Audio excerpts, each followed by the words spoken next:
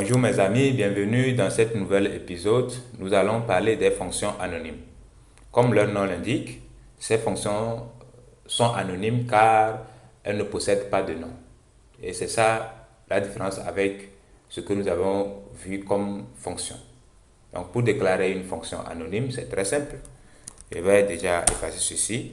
Il faut écrire fonction et vous mettez les parenthèses. Et dans les parenthèses, s'il y a des paramètres, vous les mettez. Vous mettez les accolades et à l'intérieur, maintenant, vous mettez tout ce que vous avez à mettre comme code pour faire fonctionner votre fonction. Maintenant, la question que vous allez vous poser, c'est comment est-ce qu'on peut faire ou bien comment on peut appeler cette fonction. Vu qu'avec tout ce que nous avons vu jusqu'ici, quand on déclare une fonction, il faut l'appeler avant de faire exécuter le code de la fonction. Or, il n'y a pas de nom. Alors, comment est-ce qu'on peut l'appeler? Nous avons plusieurs façons de faire appel à une fonction anonyme. Mais avec les connaissances que nous avons actuellement, nous allons nous limiter à une ou deux solutions qui vont nous permettre d'appeler notre fonction. On va rapidement voir la première façon de faire. La première façon de faire, c'est de déclarer une variable. Ici, je vais déclarer une variable que je vais appeler dis bonjour est égal. Et dans cette variable, je vais mettre une fonction anonyme. Je fais comme ça, fonction. Et pour ma part, ce que je vais faire, il n'y a pas de paramètres. Et j'appuie tout simplement alerte. Bonjour. Et je mets point virgule. Ainsi, il ne nous reste plus qu'à appeler notre fonction par le biais du nom de la variable à laquelle nous l'avons affectée. Donc ici, je fais simplement dire bonjour, comme si j'appelais exactement une fonction. Allons-y actualiser. Voilà, ça nous dit bonjour. Vous voyez que c'est très intéressant. Ça se comporte exactement comme les autres fonctions que nous avons vues jusqu'ici. On peut dire en quelque sorte que la variable de bonjour est devenue une fonction. En réalité, ce n'est pas le cas. Nous devrons plutôt parler de référence. D'accord? Mais on va voir ça plus tard dans la suite des épisodes. Maintenant, il y a quelque chose de très important, peut-être que certains ont remarqué et que certains n'ont pas remarqué. Ou soit, peut-être même je n'en ai même pas encore parlé.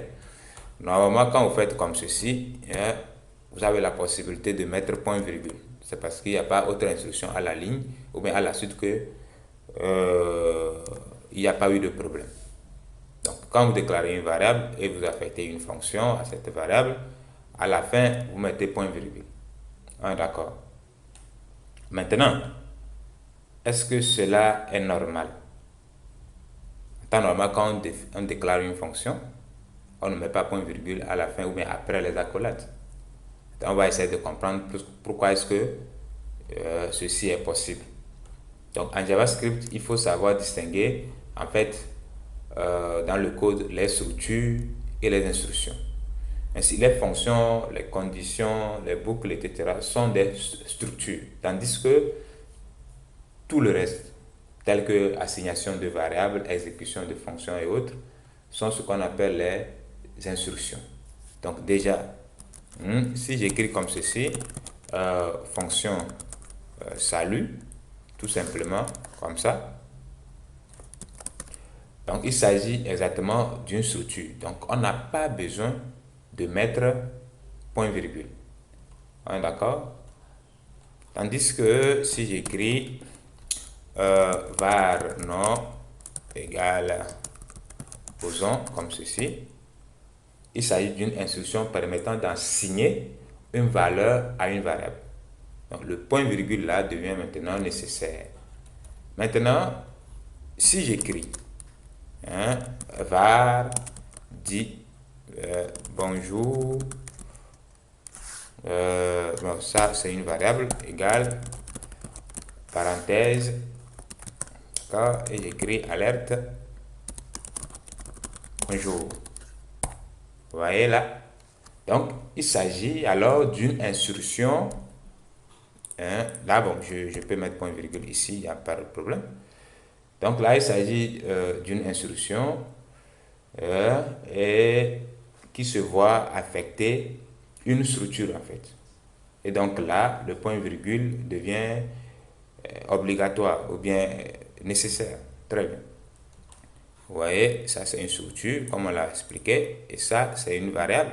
Et donc je suis en train d'affecter cette structure à la variable, et ce qui devient une instruction. Or, à la fin des instructions, il faut mettre le point virgule. J'espère que tout est clair à ce niveau. Nous allons maintenant parler de l'isolement de code. On va apprendre à isoler notre code. Une utilisation très intéressante aussi des fonctions anonymes concerne l'isolement d'une partie de votre code. Le but étant d'éviter qu'une partie de votre code n'affecte tout le reste. Comme cela a été le cas depuis le début de cet épisode, vous ne voyez pas encore l'importance de tout ce que nous sommes en train de faire. Et moi, je vous rassure vraiment que ça va finir par venir. Il faut essayer de comprendre tout ce que j'essaie d'expliquer. Et après, vraiment, vous verrez l'importance. Donc, revenons déjà à ce qu'on veut faire.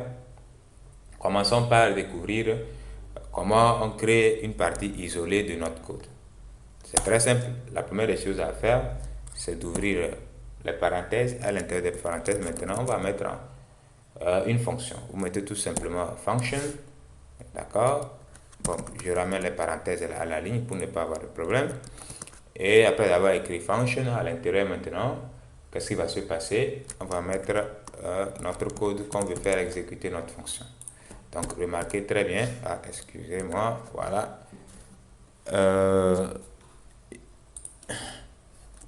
Voilà. Donc, les parenthèses que j'ai ouvertes derrière ici, ce sont eux qui se ferment ici. Donc, je mets point virgule à la fin. Mais, vu que c'est une partie isolée, il va falloir qu'on puisse exécuter notre code directement lors de l'exécution, c'est-à-dire notre fonction. Donc, je mets des parenthèses là-bas. Donc, on va essayer de comprendre tout cet ensemble-là. Ici, vous avez le reste de votre code. Et certaines fois aussi, c'est possible que vous ayez du code aussi en haut et en bas. Mais cette partie reste isolée. Donc, regardons un peu de près les parties de ce code-là. Remarquons qu'il y a une fonction anonyme et après deux paires de parenthèses. D'accord? Donc, si je prends ceci, c'est une fonction anonyme. Et il y a les parenthèses au début qui se ferment. Et il y a encore des parenthèses ici. Alors, pourquoi ces deux parenthèses-là? Une fonction, lorsqu'elle est normalement déclarée, n'exécute pas immédiatement le code qu'elle contient. Elle attend d'être appelée. Or, nous souhaitons exécuter ce code immédiatement. La solution est donc d'utiliser ce couple de parenthèses. Très simplement. Donc ici, je mets les parenthèses au début que je ferme ici. Et en même temps, j'ouvre les parenthèses encore que je ferme. Donc là, ça va me permettre d'exécuter en même temps la fonction là, sans que je n'ai besoin de faire encore appel à cette fonction avec son nom. Il n'y a même pas de nom à utiliser. Donc, pour faire simple, on va essayer de regarder des exemples bien pratiques. Je vais d'abord commencer par déclarer une fonction que je vais appeler, posons, parenthèse, j'ouvre les accolades et j'essaie d'afficher quelque chose comme ceci. Il faut oser dans la vie. D'accord? Il faut oser dans la vie. Je mets point virgule. Et pour faire exécuter cette fonction, je dois l'appeler tout simplement comme ceci. Donc, je vais aller exécuter. On va voir le résultat. Donc, il faut oser dans la vie. Très bien. Comme vous pouvez le constater, d'accord, pour exécuter immédiatement cette fonction après sa déclaration, nous avons dû l'appeler par la suite par son nom. Mais il est possible de supprimer en fait cette étape en utilisant le même couple de parenthèses que pour les fonctions anonymes.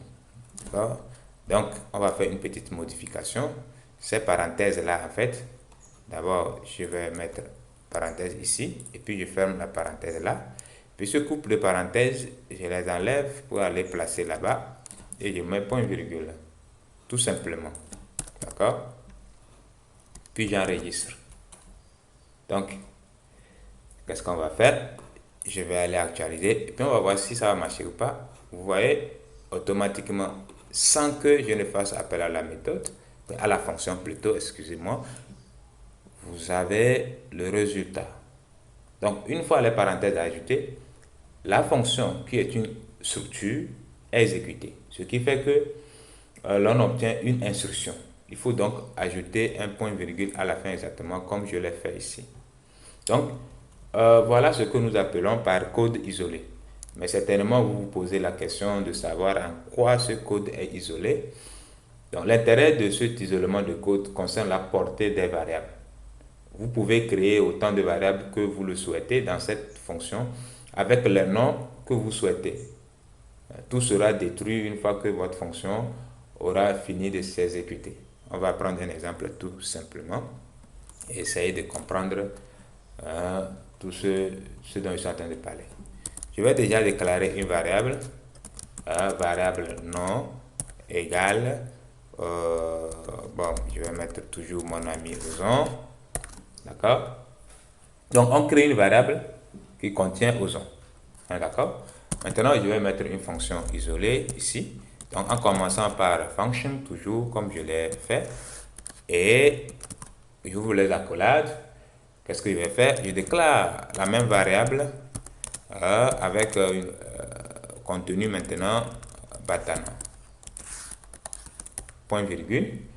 Et comme c'est l'isolement de code, qu'est-ce que je vais faire? Je vais mettre les parenthèses à la fin là-bas. Et j'essaie encore de... Bon, ici je vais mettre quand même alerte. Je m'appelle... Et puis, j'essaie de faire afficher le nom. Très bien.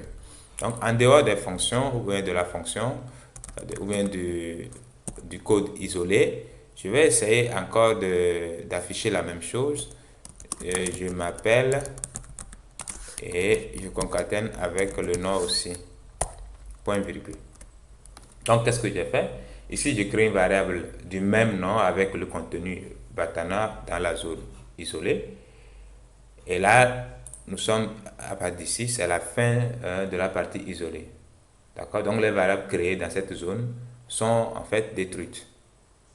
C'est très simple. Donc, je déclare une variable nom ici. Le contenu, c'est Ozon. Je déclare une autre variable, en fait, la même variable, dont le contenu maintenant, c'est Batana. Très bien. Maintenant, qu'est-ce qu'on va faire? On va aller exécuter, puis voir ce que ça va afficher. J'actualise, ça me dit je m'appelle Batana.